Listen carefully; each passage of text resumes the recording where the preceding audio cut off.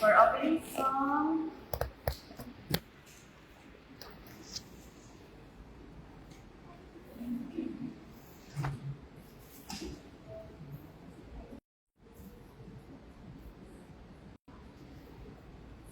We Gathered Together, hymn number 5.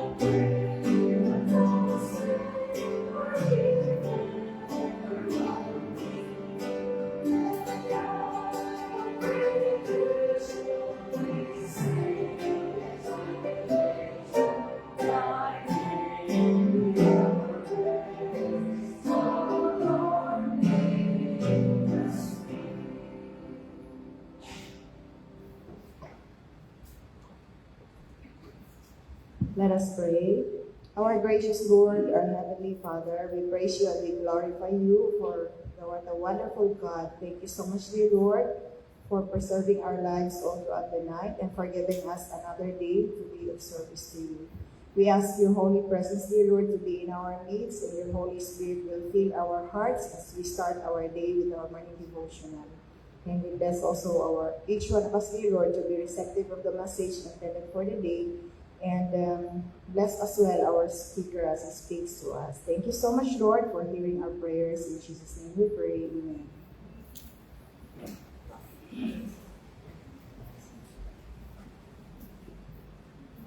Happy morning, everyone. Praise the Lord. Nagitagaan pa niya ang good reader. And this morning, the program will be participated by the hymns department. And as follows, the song leader as well as our song leader leads by our opening song by inspiration and opening song by Ma'am Lenny Trazona. Then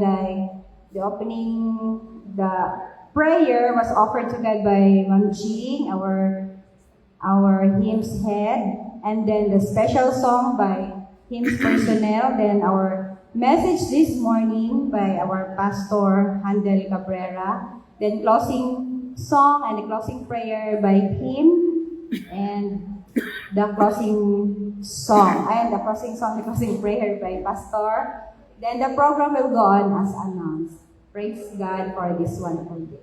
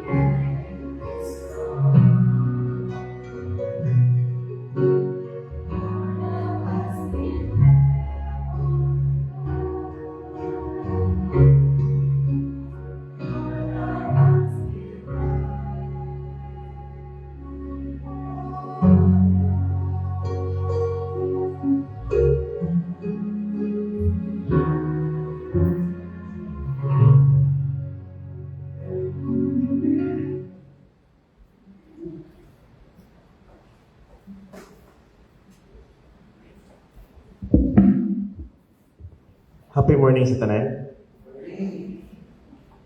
Thank you sa kanta. All along, your hand has been guiding me. So, dili sulagma nga naata dinhi. God is guiding us and puts a reason. There will always be a reason nganong naata dinhi.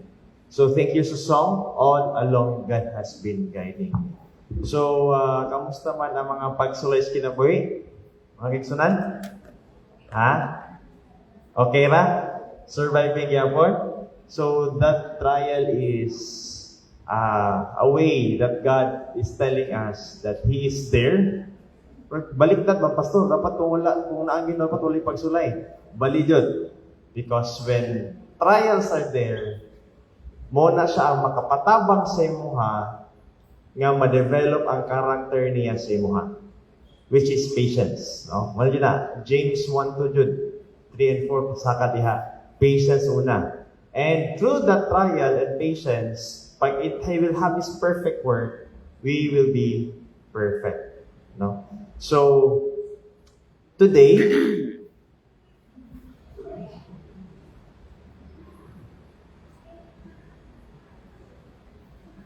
says Mike. Okay. So, today, I will be sharing to you 2 verses. I think na-share na ako ni isa, pero it will be a reminder sa ito, check your Bible, or if namoy digital diha, kanang nagsige doko-doko, i-shift sa ninyong Facebook into Bible, no? Ito sa browser sa ninyo na sa Chrome, no? And by the way, makichika sa tamo ha. Kung nag-ugot na inyo hang huna-huna aning bitong nag-change mo browser mga kaigsunan into Brave. Saan ang Brave? Kung gusto mong YouTube na walay ads, dito mo sa Brave. No, dili mo sa application mismo. So, muna ilang diha. So, open your application or open your browser. Check your Bible, electronic Bible, Philippians, verse 3. Philippians 2. Philippians chapter 2, verse 3 and 4. Check. So, para ma-reframe ta sa kuan, kung kabatay mo, pag muagi bitaw ko din ha, sa likod, nagwali, Facebook yun na open. Onya na Facebook, tanaw sa sa Bible. Okay, devotional time man eh. You have your entire day. Okay? Sige, dali na kayo ni. Basahan ninyo. Okay? Basahan na to. Philippians 2, verse 3 and 4. Philippians 2, verse 3 and 4. Okay na mo? Okay, sige ha, basahan na ko. Don't be selfish. Don't try to impress others. So now, don't be selfish. Don't try to impress others. Be humble, thinking of others as better than yourself. Like na akong version ha. Like po na inyong version tingali. Ang akong version is NLT, New Living Translation. Kay ganahan ko sa iyang translation. Pero kung mag-design o gusto mong mag-discern of prophecy, New King James Version or King James Version. Pero kung gusto mo ka nang mas masabtan ninyo ang wordings like sa James, sa Psalms, sa Proverbs, one of the best akong ganahan is sa kaning NLT. But you can find your version, okay? Basta kay ang prophecy, Daniel and Revelation, King James Version jud ta. Okay? Or New King James Version. Okay. Going back. Don't be selfish. Ano sa meaning sa selfish? Lahi ng childish, which is selfish, or childlike. Ha? Ato nang i-discern ha. Ang childish, ako. Mas maayo ko siya ha. Mas bright ko kaysa siya ha. Mas gwapa ko kaysa siya. Mas gwapo ko kaysa siya ha. Kana siya, when you compare yourself higher than the other person, signal na siya nga selfish na ta. Nakuha na to? Pero, ang childlike, o sa man ang childlike, pag mag-away mga bata, taod-taod, dula na pabalik. Childlike-minded is thinking about others. No? Di ba niya? Walay tao nga di makaatog langit na dili daw sama sa bata. So we should be childlike, not childish. Ano si Paul? When I was a child, I think as a child. But when I was old, or tubo na siya, I put out childish things. Meaning, kanang una-una ani, thinking, what can you contribute to other person? What can you help? How can we help to other person? Na instead, na i-compare na to itong self, siya, mas maayo ko. Kaya kung i-compare ni mo imong self siya, I would like to tell you, munang cause nga nung daghan kay problema sa inter-department or susunod sa department sa ato ang tanan. Because we think that we are better than others. Diha mo gawa sa mga libakay. Ay, kabulo ka, kana siya. Mas maayo pa man to si Kuan. Mas maayo pa man to si Kuan. Kabantay mo? Because we are thinking that we are better or someone else is better than the other. Mo na diha nagsugod mga kaigsunan. However, God is telling us, if it changed the atong paradigm of our thinking, that He is better than you. At some point, be humble. And kung humble bitaw ka, what will you do? You tend to help. Sa to, tabangan. Dili, tabangan. Tabangan. Kung asa siya nagkulang, tabangan. Right? Nakuha na to? Kung asa niyang weakness, tabangan. Kaya kitang tanan natin weakness. Sometimes your weakness is my strength and my weakness is your strength. So, sa ibato na to, magtinabangay. So, that's why this verse is grabe impact para sa kuha, and I will share it with you. Don't be selfish. Don't try to impress others. Be humble, thinking of others as better than yourselves. Verse 4. Tanawa, verse 4. Check ninyo yung cellphone na po. Verse 4. Ingon din eh. Don't look out only for your own interest. So, pwede ka mo tanaw sa iyong interest, of course. Pero dili lang sa imong own interest. O sa pwede ka mo tanaw rin. But take an interest in others too. Take an interest in others too. So, dili i-deny ang imong self lang nga wala siya gingon nga, wala na ka-interest, dili ni mo atiman mo kagalingon. Di na ka maligo, kay bisik ka mo kuan, di na ka mamahaw, kay grabe imong kuan, ako para ni sa ako. You take good care of yourself too. However, dili lang ako to. You take interest to others as well. Laka na to, ang point. So, if nato yung verse, kaya nakalimutan ko asa na verse, pero if you have, sa Proverbs probably, but if you have the chance or the power to help others, ayaw na siya ikadalo. So to, kung naaman lang kay gahom na mutabang, ayaw na lang ikadalo, itabang na lang. If it's in your power. Why? Because God is telling us to be what? To be humble. To be humble. Lahi po itong, mas maayo man na siya kaysa sa kasi, pasagil lang na siya. Lahi po na, di po na mao na concept. Okay? Di po na mao na concept. Meaning, ang point ano ng mga verses is all about what can you give? How can you help? How can we contribute? Kaya sumala pa sa mga entrepreneurs, mga kaisunan, your value will be based on how can you depende sa usa ka dako ay imong pagtabang. Sa to? Depende kung usa ka dako imong tabang. The more ka na mo tabang, the more imong capability to help, the higher you are. That's how Jesus would tell us. If you want to be if you want to be the highest, be the lowest. Humble ka. Meaning, how can you contribute? Sa tuwa diring tanan, mangutana ko, kinsay pinaka-head na to sa hospital? Ang president. Tama ba?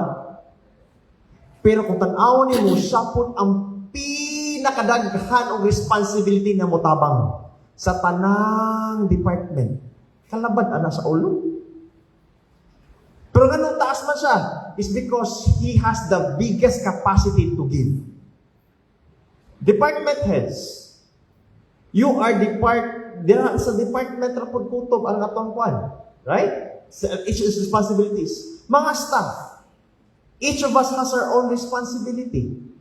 Kutob ra ta ko asa atong capability to help. But kung nakita nga na kay potential, kabantay mo, pag na kay potential, i-request ka, pwede ka mo kanay potential ka nga part. Right? Because you are willing to contribute. The more ka willing and capable to contribute, capable to serve, then the higher you become, not because of yourself, but because of the giving. Paghatag nimo. Nako na to. Bali, sa una gusto ko mahimong leader, sa high school, pag gusto ko mahimong presidente, gusto ko mahimong battalion commander, gusto ko ako'y presidente sa tibok high school level. Na-achieve na ko na because my thinking, achieve na ko na in a bad way, thinking that, gusto ko sa posisyon. However, I realized the higher the position, the more you serve. And then I observed, okay. So the more I serve, dapat mag-focus ka sa service, not on the position. Maka na to. Kaya mo na magyapon. Parang yapon na ka sa position, mag-serve ka. Pero kung naghunaw na kag position, wa ka nag-serve, mababa ka. Pero kung mag-serve ka, nakita nga better ka, maayo ka mag-serve, then the Lord will put you somewhere that He sees you fit. No? So, ang point din mga kaigso sa message is about selflessness. Dili ta focus lang sa atong kaugalingon, but sa pag-contribute. Munang believe kay ko aning mga kanakusuki mo volunteer bitaw, labi na ng EMD akong ipasalamatan kaning housekeeping and AMD magpartner din sila sa paghakot sa mga bangko, sa grabe kayo na sila kakuan. Sa tanan po nag-help, no? Pero, napayuban, nga pag magtaba ng ibong bayanihan na gani, wala na kayo. Pero if you have the service, you have put selflessness. Kung unsay need sa hospital, mag-contribute ang tanan, mas dali ang trabaho. Naka na to, mga kaigsunan? So, mas dali ang trabaho. So, the message of God, sa ako na akong i-share sa inyo is all about these two verses lang. Akong basahan sa Philippians 2:3 and 4. Don't be selfish. Don't try to impress others. Be humble, thinking of others as better than yourself. Verse 4. Don't look out only for your own interests, but take an interest in others too. So mga kaigsunan, klaro kayo ang mensahe sa Ginoo that today, we will serve others. We are thinking, this verse is helping us not to be prideful, but to be of service, just like of Jesus. May the Lord bless us today. Happy morning.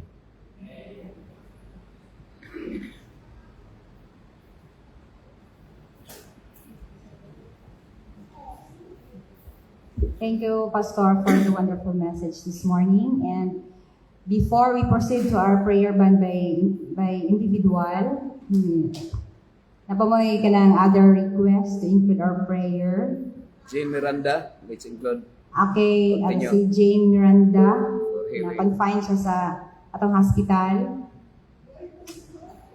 Our collectibles, operations hospitals. And pray po na to si atong president. And kita tanan. So kung wala na, let's proceed to our prayer.